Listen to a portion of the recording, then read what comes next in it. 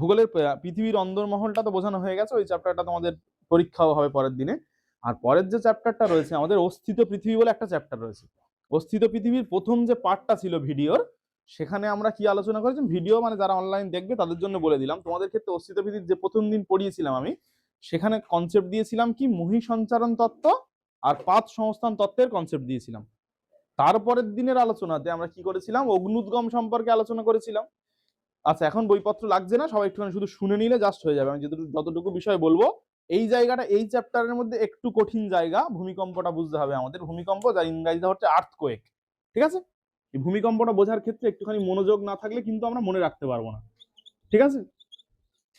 সবাই একটুখানি ভালো করে শুনে নাও, নেওয়ার পরে তারপর বাকি কথা বলছি।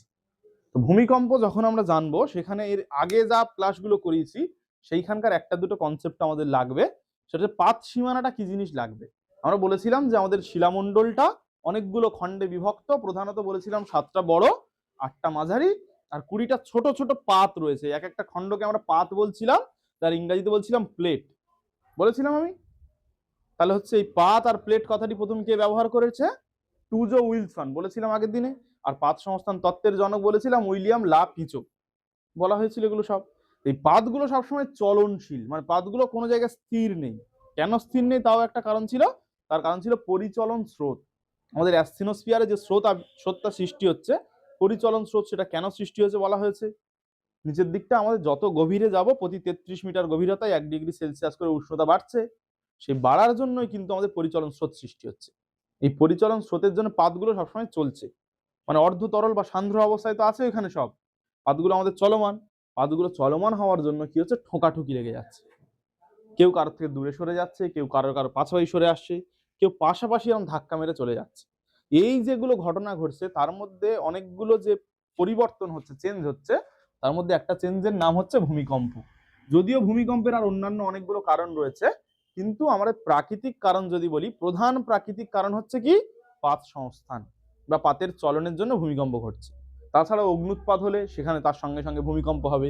কেন ভূমিকম্প হবে বলেছিলাম, আগ্নেয়গিরির মুখগুলো যখন আমার ম্যাগমা বেরিয়ে বেরিয়ে একটা স্টেজের পর বন্ধ হয়ে যাচ্ছে, তারপরে আমার যে ম্যাগমাগুলো আর বেরোতে চাইবে, সে তো প্রেসার দেবে প্রেসার দেবে প্রেসার দেবে, যদি একটা সময় পরে জোরে ব্লাস্ট করে সে বাইরে বেরিয়ে আসবে। যখন জোরে ধাক্কা মারবে তখন একটা কম্পন সৃষ্টি হবে। কম্প মানে কি, কাঁপাতো, কাঁপন সৃষ্টি হবে। তখন সেটা হয়ে যাবে কি, ভূমিকম্প হয়ে যাবে, যার ইংরেজিটা হচ্ছে আর্থকোয়েক হয়ে যাবে। ঠিক আছে, বুঝতে পেরেছো সবাই? তাহলে এগুলো প্রাকৃতিক কারণ, অগ্নুৎপাত বলো, পাত সংস্থান বলো, এগুলো সব প্রাকৃতিক কারণ। আর হচ্ছে কি আমাদের অনেকগুলো মনুষ্য সৃষ্ট কারণ রয়েছে। কি কারণ, আমরা যদি কোনো একটা খনি অঞ্চলে, ঠিক আছে, সেখানে আমরা যখন খনিটা খনন করব, যখন আমরা, তখন ভেতরে কোনো পারমাণবিক বোমা বা কিছু দিয়ে একটা ব্লাস্ট করতে হবে, করার পরে খনির কাজ শুরু হবে। কয়লা খনির ক্ষেত্রে কি করা হয়, কয়লা তো সব এঁটে এঁটে আছে, তাহলে আমার একটা জায়গা তৈরি করে তারপর তো আমি ভিতরে যাবো, গিয়ে কয়লাগুলো কেটে কেটে বের করবো। অনেকে হয়তো রিলসে বা ভিডিওটা দেখেছো, বোম ফিট করে, ছোট ছোট ছোট ছোট বোম লাগিয়ে দেয়, দিয়ে সেগুলো ব্লাস্ট করে, করে সেই জায়গাটা ভেঙে গেল, সেই কয়লাগুলো টেনে বের করে নিলাম, সুড়ঙ্গ তৈরি হলো। এইভাবে এইভাবে এইভাবে এইভাবে তো আমার সুড়ঙ্গগুলো তৈরি হচ্ছে, তাই না? মানে এইভাবে খনির মধ্যে আমরা ঢুকতে পারছি। যখন আমরা খনির মধ্যে যাচ্ছি, সেখান থেকে খনিগুলো সংগ্রহ করছি, যে কোনো খনিতে, সেটা কয়লা হতে পারে, আমার হচ্ছে লোহার খনি হতে পারে, সোনার খনি হতে পারে, কোনো খনির ভিতরে যাওয়ার জন্য ব্লাস্ট করাতে হচ্ছে। বা কোনো দেশের উপর কোনো দেশ আক্রমণ করছে, একটা পারমাণবিক বোমা নিক্ষেপ করা হলো, আমাদের যেটা আমেরিকা করেছিল হিরোশিমা নাগাসাকিতে, ফ্যাট বয় আর একটা কি ছিল বেশ, হ্যাঁ হ্যাঁ, তাই ওই রকম ধরনের দুটো পারমাণবিক বোমা নিক্ষেপ করেছিল। তো করার পরে সেখানে ভূমিকম্প হয়েছে। তাহলে মানুষের অনেক কারণে ভূমিকম্প হতে পারে, আর হচ্ছে প্রাকৃতিক অনেক কারণে ভূমিকম্প হতে পারে। ঠিক আছে, এই ভূমিকম্পের চ্যাপ্টারের বইয়ে কি আছে একটুখানি আমি দেখে নিই, সেইভাবে পড়াবো তোমাদের, কারণ টেক্সট বইটা আমাদের কাছে গুরুত্বপূর্ণ বিষয়। আচ্ছা ঠিক আছে, এবার এখানে একটা বইয়ে একটা কনসেপ্টের কথা বলেছে, আমেরিকার দুটো বিখ্যাত শহর রয়েছে, একটা হচ্ছে সান ফ্রান্সিসকো, একটা হচ্ছে লস অ্যাঞ্জেলেস। এই দুটো শহর মানে পৃথিবীর অন্যতম সুন্দর শহরের মধ্যে একটা একটা, ঠিক আছে? এই দুটো শহরের আবহাওয়াটা প্রচুর মনোরম আবহাওয়া, সুন্দর আবহাওয়া। ওখানে প্রচুর সিনেমার শুটিং হয়। সিটাডেল একটা মুভি রয়েছে হলিউডের, সেখানেও ওই সান ফ্রান্সিসকোয় শুটিং করা হয়েছে। লস অ্যাঞ্জেলেসে প্রচুর শুটিং করা হয়, প্রচুর বড় বড় নামি দামি তারকারা ওখানে থাকে। তো কিন্তু এত সুন্দর যে মনোরম পরিবেশ, অনেক টাকা পয়সা হলে আমরা ওখানে গিয়ে থাকতে পারি, স্থায়ী বসতি স্থাপন করতে পারি। ওইখানকার যারা বড় লোক তারা ওইখানে থাকতে চায়। এই সুন্দর পরিবেশ হওয়া সত্ত্বেও ওই শহর দুটোই থাকার জন্য একটু রিস্ক রয়েছে। কেন রিস্ক রয়েছে, ওইখানে একটা চ্যুতি রয়েছে, যেটা আমি তোমাদের নিরপেক্ষ পাতসীমানা পড়াতে গিয়ে বলেছিলাম, সান আন্দ্রিজ চ্যুতি একটা রয়েছে। দুটো যে নিরপেক্ষ পাত পাশাপাশি চলে যাচ্ছে, একটা হচ্ছে প্রশান্ত মহাসাগরীয় পাত, আর একটা হচ্ছে আমাদের, ওটার নাম ছিল উত্তর আমেরিকা পাত। তাহলে কি বললাম, প্রশান্ত মহাসাগরীয় পাত আর উত্তর আমেরিকা পাত। দুটো পাতের কথা বলছি, একটা কি বললাম প্রশান্ত মহাসাগরীয় পাত, আর একটা হচ্ছে উত্তর আমেরিকা পাত। ঠিক আছে, এই দুটো পাত রয়েছে। এবার এই যে পাতটা, এটা কি বললাম প্রশান্ত মহাসাগরীয় পাত, আমি পরে ফলা দিয়ে দিচ্ছি, দেখে নেবে তোমরা। আর এটা হচ্ছে উত্তর আমেরিকা পাত। ঠিক আছে, এই দুটো পাত পাশাপাশি শুধু এরকম ছুঁয়ে চলে যাচ্ছে জাস্ট। তাহলে এইটা যাচ্ছে তোমার দক্ষিণ দিকে আসছে। সবসময় ম্যাপের ক্ষেত্রে বা যে কোনো চিত্রের ক্ষেত্রে নিচের দিকটা দক্ষিণ হয়, উপরের দিকটা উত্তর হয়। ঠিক আছে, তাহলে কোন পাতটা দক্ষিণ দিকে আসছে, উত্তর আমেরিকা পাতটা দক্ষিণ দিকে সরে যাচ্ছে, আর প্রশান্ত মহাসাগরীয় পাতটা উত্তর দিকে যাচ্ছে। তার ফলে এইখানে একটা সবসময় ভূমিকম্প হয়, বেশিরভাগ সময় ভূমিকম্প হয়। সবচেয়ে বিধ্বংসী ভূমিকম্প ঘটেছিল 1906 সালে। সান ফ্রান্সিসকো প্রায় ধ্বংস হয়ে গেছিল সম্পূর্ণরূপে। ঠিক আছে, ঠিকঠাক বলে দিলাম তো, এবার দেখিনি। হ্যাঁ ঠিক আছে, প্রশান্ত মহাসাগর পাত উত্তরে আর উত্তর আমেরিকা পাতটা দক্ষিণে যাচ্ছে, পাশাপাশি যাওয়ার জন্য এখানে ভূমিকম্প হচ্ছে। তার মানে একটা বিষয় তোমরা জেনে রাখবে, এই অগ্নুৎপাত ভূমিকম্প এটা সব সময় একটা স্থানেই হয়।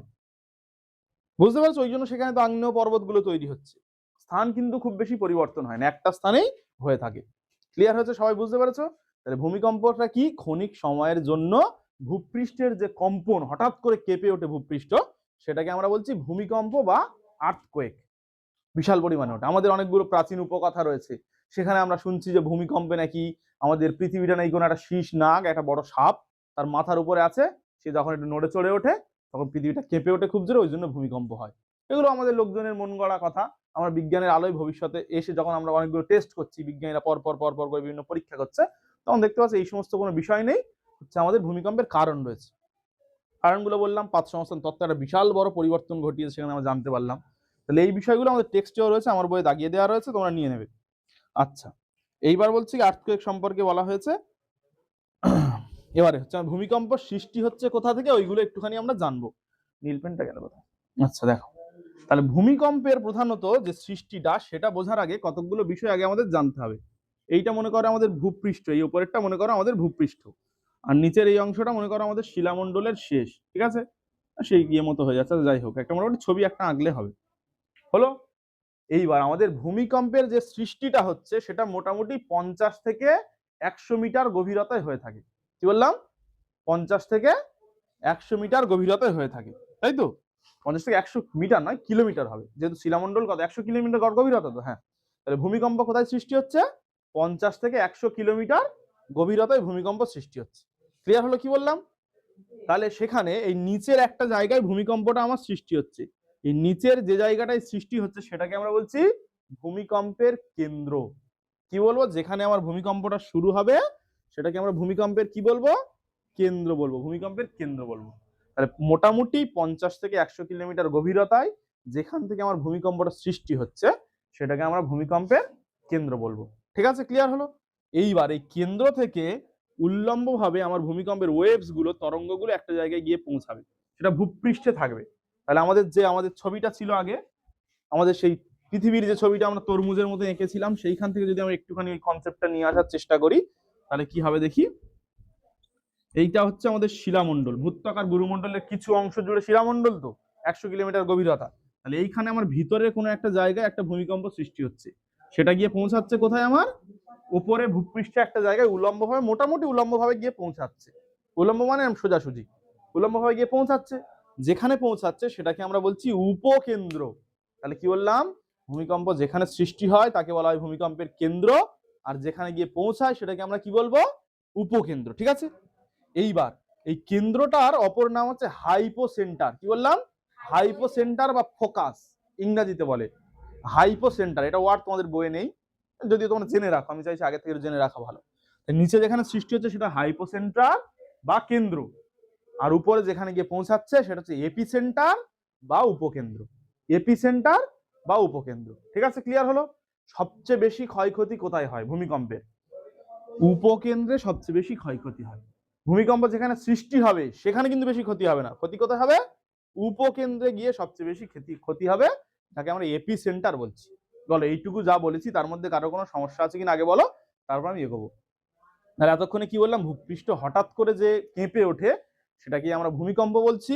এই ভূমিকম্পটা সৃষ্টি হচ্ছে ভূ অভ্যন্তরে। ছবিটা এখানে কেমন দেওয়া আছে, আচ্ছা এরা একটু কেটে কুটে করেছে, ঠিক আছে, আমাদের এইভাবে বুঝলেও হবে, সমস্যা নেই, আমাদের একটা বুঝতে পারলে হবে, আমি ভালো ছবি আঁকতে পারি না। তো কি বললাম, কি করব আমরা, কেন্দ্র যেখানে ভূমিকম্পের সৃষ্টি হচ্ছে সেটা মোটামুটি 50 থেকে 100 কিলোমিটার গভীর, সেখান থেকে একটা আমার যেখানে গিয়ে পৌঁছাচ্ছে ভূমিকম্পটা, কম্পনটা, সেটাকে আমরা উপকেন্দ্র বলছি। ক্লিয়ার হয়েছে? কি কি পৌঁছাচ্ছে সেগুলো যদি আমরা একটুখানি ভালো করে বুঝে নিই। একটা পুকুরে একটা ঢিল মারা হলো, আগের দিন আমি বলেছিলাম যখন এই পৃথিবীর অভ্যন্তর ভাগটা বোঝাচ্ছিলাম, সেই ঢিল মারার সঙ্গে সঙ্গে যে ওয়েভসটা প্রথম ছড়িয়ে পড়বে তাকে আমরা বলবো প্রাইমারি ওয়েভস। তাহলে ভূমিকম্পের প্রথম যে তরঙ্গটা এই কেন্দ্র থেকে আর উপকেন্দ্রে পৌঁছাবে, মানে হাইপো সেন্টার থেকে এপি সেন্টারে পৌঁছাবে, তাকে আমরা কি বলবো, প্রাইমারি ওয়েভস বা হচ্ছে প্রাথমিক তরঙ্গ।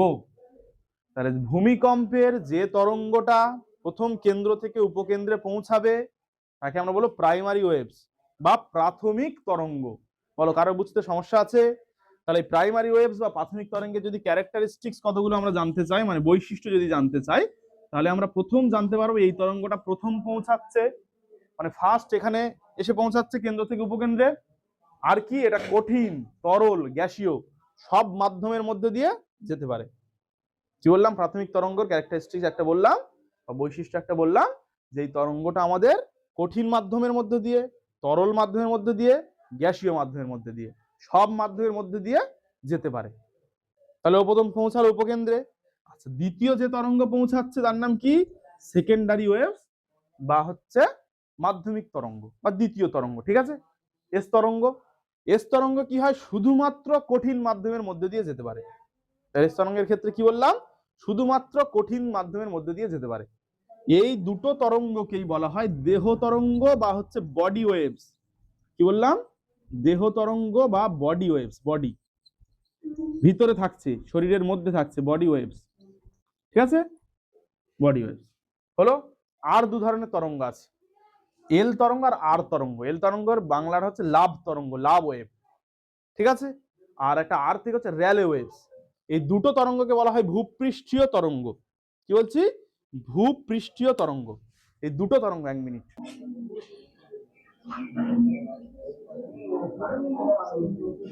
তাহলে পি তরঙ্গ আর এস তরঙ্গকে কি বলছি আমরা, বডি ওয়েভস বলছি। এটা যেহেতু দেহের মধ্যে থাকছে এটাকে আমরা বডি ওয়েভস বলছি, ঠিক আছে। এরপর যে দুটো তরঙ্গ আছে, এল তরঙ্গ আর আর তরঙ্গ বলা হয়ে থাকে। একটা হচ্ছে লাভ ওয়েভস, একটা হচ্ছে আমার রেলে ওয়েভস, ঠিক আছে। এই লাভ ওয়েভ আর রেলে ওয়েভসটা কি জিনিস, সেটা হচ্ছে এই ভূপৃষ্ঠের যে এপিসেন্টার, ওই এপিসেন্টার থেকে দু ধরনের তরঙ্গ ওপরে ছড়িয়ে পড়ে, ভূপৃষ্ঠে ছড়িয়ে পড়ে। এই জন্য এই দুটো তরঙ্গে পৃষ্ঠীয় তরঙ্গ বা ভূপৃষ্ঠীয় তরঙ্গ বলে। ভালো করে মাথার মধ্যে কিন্তু নেবে বিষয়গুলো, নাহলে কিন্তু বুঝতে পারবে না তোমরা। সাপ চলে দেখেছো, সাপ, সাপ কি সোজা যায়, সাপ হেলে এরকম যায় তো, এঁকে বেঁকে যায় তো। এই যে আমাদের এল তরঙ্গ আর আর তরঙ্গ, এরা দুজনে আমি হেলে হেলে যায়, হেলে হেলে যায়। মনে করো আমার এইখানে ভূমিকম্পের উপকেন্দ্র, এইটা ভূমিকম্পের উপকেন্দ্র তো, এইখান থেকে ছড়িয়ে পড়বে, এইভাবে এইভাবে ছড়িয়ে পড়বে, এইভাবে এইভাবে এইভাবে ছড়িয়ে পড়বে। মানে এখানে ধরো উপকেন্দ্রটা তৈরি হলো, যদি এরকম সোজা ফ্ল্যাট যায় তাহলে মনে করো একটা শুধু ফাটল তৈরি হয়ে যাবে, তাই তো। ও যখন এঁকে বেঁকে যাচ্ছে, মানে এই বিল্ডিং এর তলা থেকে যখন ওই তরঙ্গটা যাচ্ছে, পুরো বিল্ডিংটা গুড়িয়ে দিয়ে চলে যাবে। তো তাহলে সবচেয়ে বেশি ক্ষয়ক্ষতি করে কোন তরঙ্গ, এল তরঙ্গ আর আর তরঙ্গ। সবচেয়ে বেশি ক্ষতি করে এল তরঙ্গ। কিন্তু এল তরঙ্গের আবার একটা সমস্যা রয়েছে, ওর খুব বেশি দূর পর্যন্ত বিস্তৃত হতে পারে না, অল্প অঞ্চল, মানে এপিসেন্টার থেকে কিছুটা অংশ বিস্তৃত হয়, আর যেটুকু বিস্তৃত হবে সেটুকু পুরো ধ্বংসস্তূপ করে দেবে। ভূমিকম্প এমন একটা ঘটনা, এমন একটা প্রাকৃতিক ঘটনা বলবো, বা এমন একটা বহির্জাত শক্তি বলবো, যে সামান্য সময় ক্রিয়াশীল থাকে। কি থাকে, সামান্য সময়, কয়েক সেকেন্ড ক্রিয়াশীল থাকে, কিন্তু তার ক্ষয়ক্ষতিটা বছর বছরের, হাজার বছরের ক্ষয়ক্ষতি করে দিয়ে চলে যায়। একটা ঘর বাড়ি, একটা বিল্ডিং তৈরি করতে কত বছর সময় লাগে, ভূমিকম্প সামান্য কিছু সময় হয়ে পুরো ভেঙে চলে দিয়ে চলে যাবে। কি বললাম, বুঝতে পেরেছো? তাহলে আমাদের দু ধরনের হচ্ছে ওয়েভস, একটা হচ্ছে বডি ওয়েভস, একটা হচ্ছে পৃষ্ঠীয় ওয়েভস, তাই তো। তাহলে সেই হচ্ছে আমার যে বডি ওয়েভ দু ধরনের, একটা পি একটা এস। পির মধ্যে যে আমার কেন্দ্র থেকে উপকেন্দ্রে প্রথম পৌঁছাচ্ছে তাকে আমরা বলছি প্রাইমারি ওয়েভস বা পি তরঙ্গ বা প্রাথমিক তরঙ্গ। যে দ্বিতীয় পৌঁছাচ্ছে তাকে সেকেন্ডারি ওয়েভস বা এস তরঙ্গ বলছি। আর এপি সেন্টার থেকে যে তরঙ্গগুলো ভূপৃষ্ঠের ওপরে ছড়িয়ে পড়ে, মানে উপকেন্দ্র, বা ইংরাজি বাদ দাও, উপকেন্দ্র ধরো তুমি, এপি সেন্টার মেন্টারটা ছাড়ো, উপকেন্দ্র থেকে যে তরঙ্গ উপরে ছড়িয়ে পড়ে তাকে আমরা বলছি লাভ ওয়েভ আর রেলে ওয়েভস। এই লাভ ওয়েভ আর রেলে ওয়েভস এর ক্ষমতা তাহলে সবচেয়ে বেশি, এরা সবচেয়ে বেশি ক্ষয়ক্ষতি করে বেশি সব থেকে। ঠিক আছে, আরেকটা নতুন জিনিস শিখেছি কি, পি তরঙ্গ হচ্ছে কঠিন তরল গ্যাসীয় তিনটে মাধ্যমে প্রবাহিত হয়, আর এস তরঙ্গ শুধুমাত্র হচ্ছে আমাদের কঠিন মাধ্যমে প্রবাহিত দেহ তরঙ্গের মধ্যে, আর কোনো বিষয় আমাদের এখানে নেই। আচ্ছা, রেলে ওয়েভসটা কি বলছে, এই পৃষ্ঠ তরঙ্গ বেশি, আচ্ছা ক্ষয়ক্ষতি হয় বাদ দাও। এইবার এই ভূমিকম্পের যে মাপা হয় কি যন্ত্রের সাহায্যে মাপা হয়, সিসমোগ্রাফ যন্ত্রের সাহায্যে মাপা হয়। আর ভূমিকম্পের মাপার এককের নাম কি, রিক্টার স্কেল। চার্লস রিক্টার বলে একজন বিজ্ঞানী ছিলেন, তিনি আবিষ্কার করেছে বলে এর নাম হচ্ছে রিক্টার স্কেল। তাহলে সিসমোগ্রাফ যন্ত্রটা আমাদের টেক্সট বইয়ে দেওয়া রয়েছে, তোমরা নিশ্চয়ই দেখতে পাচ্ছ। ওইখানে হচ্ছে গ্রাফ মানে আমাদের পেপারের মতো জিনিস দেওয়া রয়েছে, যখন কেঁপে উঠবে তখন ওইখানে দাগ দাগ দাগ দাগ পড়বে। তোমরা অনেকগুলো সিনেমায় দেখে থাকবে, সেই একজন মানে হিরো নায়িকা বা ওর বাড়ির কেউ ভর্তি থাকে হাসপাতালে, আর তখন হচ্ছে এরকম থাকে না, এরকম একটা যাচ্ছে dot dot dot dot dot dot dot dot এরকম উঠছে উঠছে উঠছে, খানিকটা লম্বা হয়ে গেল, আবার উঠছে আবার উঠছে, এরকম উঠছে এরকম ভাবে যাচ্ছে। তো আমাদের সিসমোগ্রাফে ঠিক সেম জিনিসটাই হয়, ওই রকম মেশিনটা লাগানো থাকে, যখন কেঁপে ওঠে তখন জোরে জোরে জোরে ঘষে ঘষে ঘষে ঘষে ওই দাগ ফেলে দেবে, ওইটা থেকে স্কেলের সাহায্যে মাপা হবে কত স্কেল। তাহলে সিসমোগ্রাফের স্কেলটা কি থেকে কি দেওয়া রয়েছে, এবার সরি রিক্টার স্কেলের স্কেলটা কেমন থাকে, 0 থেকে 10 পর্যন্ত থাকে। কত থাকে, 0 থেকে 10। মানে যদি আমি রিক্টার স্কেলটা এরকম হয়, এখানে 0 1 2 3 4 5 6 7 8 9 10, মাঝখানে আবার মনে করো ছোট ছোট ছোট ছোট খোপ খোপা, যেমন আমাদের স্কেলে হয়। এই স্কেলে যখন ভূমিকম্পের মাত্রাটা আমার 6-এর উপরে উঠে যাবে, বুঝতে পারছো কি বললাম, 6-এর উপরে উঠে গেলে সেটা বিধ্বংসী ভূমিকম্প হবে, মানে ক্ষয়ক্ষতি বিশাল সম্ভাবনা থাকবে। তার আগে তার নিচে থাকলে মোটামুটি একটা কেঁপে উঠবে, তাই তো? বুঝতে পেরেছো সবাই? তাহলে যখন আমার রিক্টার স্কেলে কত থেকে কত পর্যন্ত মাত্রা দেওয়া থাকে, স্কেলের মাপ কত থেকে কত, 0 থেকে 10, এর মধ্যে যখন 6-এর উপরে উঠে যাচ্ছে, তাই তো, তাহলে হচ্ছে বিরাট ক্ষয়ক্ষতি হবে। 1960 সালে চিলিতে একটা ভূমিকম্প হয়েছিল, যার রিক্টার স্কেলে যার মাত্রা ছিল 8.5। কি বললাম, চিলিতে একটা ভূমিকম্প হয়েছে কত সালে, 1960 সালে। হ্যাঁ, 1960 সালে একটা ভূমিকম্প হয়েছে যার মাত্রা ছিল রিক্টার স্কেলে 8.5। ভূমিকম্প এমনি যখন আমার স্থলভাগে হচ্ছে তখন কি হচ্ছে, খুব জোরে কেঁপে উঠছে, তাই তো, তখন স্থলভাগটা কেঁপে উঠছে, ঘর বাড়ি ভেঙে ভেঙে যাচ্ছে, বাদ বাকি আমার জিনিসপত্র নষ্ট হচ্ছে। যখন জলভাগে হবে তখন কি হবে, মহাসাগরের নিচে যখন ভূমিকম্প হবে তখন প্রবল জলোচ্ছ্বাস তৈরি হবে, বিশাল বড় বন্যা হবে, তখন খুব স্পিডে জল আসবে, ওইটা হচ্ছে সুনামি। তাহলে সুনামি শব্দ হচ্ছে জলোচ্ছ্বাস, সামুদ্রিক জলোচ্ছ্বাস। আমাদের ছোটবেলা থেকে আমরা একটা কনসেপ্ট জানতাম যে হচ্ছে কি, আমাদের মানে আমরা ভাবতাম জলকম্প আলাদা ভূমিকম্প আলাদা, কিন্তু জলকম্প বলে ওইরকম কিচ্ছু নেই। অ্যাকচুয়ালি ভূমিকম্পের কারণে তরল তো আগে নড়বে, তাই না, কঠিন আগে নড়বে না তরল বেশি নড়বে, তরল তো বেশি নড়বে, যখন ওই তরলগুলো কেঁপে ওঠে, জলটা যখন কেঁপে ওঠে আমরা সেটা জলকম্প বলি। আমাদের এখানে তেমন ভূমিকম্প অনুভূত হয় না, ওই মাঝে মাঝে জলকম্প আমরা দেখতে পাই, পুকুরের দিকে তাকালে দেখবো পুকুরটা নড়ছে, জল টলগুলো নড়ছে, তাই না, ব্যাপারটা এরকম। তাহলে এই চ্যাপ্টার এইগুলো সব বিষয়, তো আমি যেটা বলেছি একটা ভালো জিনিস, ওটা আমি লক্ষ্য করিনি, তখন 2004 সালে একটা সুনামি হয়েছিল, তার মাত্রা ছিল হচ্ছে 9.1, মানে ভীষণ বড় ওটা ভূমিকম্পটা, মানে ভীষণ বিধ্বংসী, সমুদ্রের তলায় হয়েছে বলে সুনামি হয়েছে ওটা। ঠিক আছে, আচ্ছা তাহলে প্রধানত কতগুলো বিষয় আমরা জানলাম। ভূমিকম্প মাপা হয় কার সাহায্যে, সিসমোগ্রাফ যন্ত্রের সাহায্যে। আর কোন স্কেলে মাপা হয়, রিক্টার স্কেলে। রিক্টার স্কেলের মাত্রা কত থেকে কত, 0 থেকে 10, তার মধ্যে 6 পেরিয়ে গেলেই বিধ্বংসী হবে, আস্তে আস্তে মানে ভয়ানক হবে, ক্ষয়ক্ষতি হবে। আর চিলির একটা ভূমিকম্প আমরা জেনেছি 1960 সালে যেটা হয়েছিল, যার রিক্টার স্কেলে মাত্রা ছিল 8.5। আর এখানে একটা দেওয়া রয়েছে সুমাত্রায় একটা সুনামি হয়েছিল, যার মাত্রা ছিল হচ্ছে 9.1। এই বিষয়টুকু আজকের এই পর্যন্ত পড়া থাকবে। আর হ্যাঁ, একটা জিনিস এখানে বলে দিই তাহলে আজকে শোনো, আমাদের যে প্রশান্ত মহাসাগরীয় যে আগ্নেয় মেখলা রয়েছে, ইতালির ভিসুভিয়া, স্টোমলে, হাওয়াই দ্বীপপুঞ্জের মৌনা লোয়া, এদিকে শুনবে সবাই, কি বললাম, প্রশান্ত মহাসাগরীয় আগ্নেয় মেখলা, এটা কোথায় রয়েছে, প্রশান্ত মহাসাগরকে কেন্দ্র করে অনেকগুলো আগ্নেয়গিরি পরপর পরপর এরকম গোল হয়ে বেল্টের মতো অবস্থান করছে, কোমরের যে বেল্ট হয় এরকম গোল মতো অবস্থান করছে, বেল্টটা যখন মুড়ে রাখবে তখন গোল হয়, তো এটাই বলা হচ্ছে প্রশান্ত মহাসাগরীয় আগ্নেয় মেখলা। কি কি আগ্নেয়গিরি রয়েছে, ইতালির ভিসুভিয়া, স্টোমলে, হাওয়াই দ্বীপপুঞ্জের মৌনা লোয়া, ভারতের ব্যারেন নারকোন্ডাম, এইগুলো সব হচ্ছে এরকম পরপর পরপর ঘিরে রয়েছে। এই আগ্নেয় বলয় পৃথিবীর ভূমিকম্পের প্রায় 70% এখানেই হয়। আমি বললাম যেখানে অগ্নুৎপাত হবে সেখানে ভূমিকম্প হবে তার সঙ্গে সঙ্গে, আর পথ সংস্থান তত্ত্বের জন্য হয়। এই অঞ্চলে কি বললাম, পৃথিবীর সবচেয়ে 70% ভূমিকম্প হয়। আর একটা দেশ রয়েছে যেখানে প্রায় দিনে নাকি 17 বার মতো ভূমিকম্প হয়, কোন দেশ, জাপান। ওই জন্য জাপানকে ভূমিকম্পের দেশ বলা হয়। তোমাদের বইয়ে নেই হয়তো বিষয়টা, কিন্তু জেনে রাখার জন্যই বলে দিলাম, জাপানকে কি বলা হচ্ছে, ভূমিকম্পের দেশ। ঠিক আছে, এইটুকু, আর কিছু নেই। এই চ্যাপ্টারটা শেষ। প্রথম ওই চ্যাপ্টারটা আমরা পরীক্ষা নেব, নেওয়ার পর তারপর এই চ্যাপ্টারের প্রশ্ন উত্তর লেখানো শুরু করব। তো স্মার্ট স্টুডেন্টসরা, এই ক্লাসটা খুব মন দিয়ে করার জন্য সবাইকে অসংখ্য ধন্যবাদ। ভিডিওটা যদি তোমার ভালো লেগে থাকে অনেক অনেক বেশি করে শেয়ার করে দাও, লাইক করো, কমেন্ট করো, আর বন্ধু বান্ধবীদের মধ্যে বেশি বেশি করে আমাদের ভিডিও এবং চ্যানেলের লিঙ্কটা পাঠাতে হবে। কারণ কি, আমরা চাইছি স্মার্ট টিউটোরিয়াল হাব পরিবারটাকে অনেক অনেক বড় করার জন্য। তুমি এই পরিবারের অত্যন্ত একটা গুরুত্বপূর্ণ সদস্য, তোমারও কিন্তু দায়িত্ব আমাদের পরিবারটাকে সবার কাছে পৌঁছে দেওয়ার জন্য। সবাই ভালো থাকবে, সুস্থ থাকবে, নিজের খেয়াল রাখবে আর পড়াশোনা করবে, ঠিক আছে? Thank you.